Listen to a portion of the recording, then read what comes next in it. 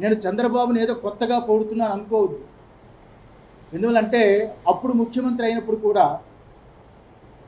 చంద్రబాబు గెలవాలని, అప్పుడు మురళీమోహన్ రాజమండ్రి ఎంపీగా ఉన్నప్పుడు నేనే అప్పుడు రాజమండ్రిలో చాలా పెద్ద సభలు పెట్టి సాధువులందరినీ పిలిచి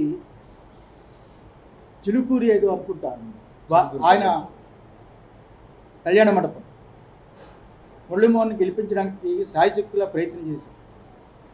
అప్పుడు గెలవాలని, గెలిచినప్పుడు నేనే స్టేట్మెంట్ ఇచ్చా, చంద్రబాబు గెలవడం చాలా సంతోషం. అందువల్ల ఎవరితోటి మాకు విభేదాలు ఉండవు. మేము స్వాములం, పీఠాధిపతులం, ధర్మం కోసమే పోరాడతాం. కానీ ఈరోజు ప్రెస్ మీట్ పెట్టింది ఎవరికి భయపడి కాదు, అది గుర్తుంచుకోవాలి. ఎవరికి భయపడి కాదు, వాస్తవాలు తెలుసుకోకుండా ఎవరెవరో కొత్తగా వచ్చిన వాళ్ళతో చేరి ఏదేదో తప్పుడు అభిప్రాయాలు వాళ్ళు చెబుతారని. ఎప్పుడూ స్వరూపానంద స్వామివారు ఒకలాగే ఉంటారు. చంద్రబాబు అంటే మాకు చాలా గౌరవం. రాజకీయ నాయకుల్లో ఆయనే ఇప్పుడు పెద్దవాడు.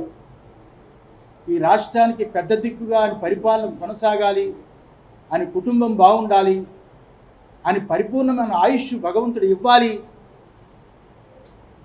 ఈసారైనా దేవాదాయ ధర్మాదాయ శాఖ టీటీడీ చాలా గొప్పగా పరిపాలన జరగాలి అని మనస్ఫూర్తిగా ఆశీర్వదించడానికి ఈ ప్రెస్ మీట్ పెట్టారు.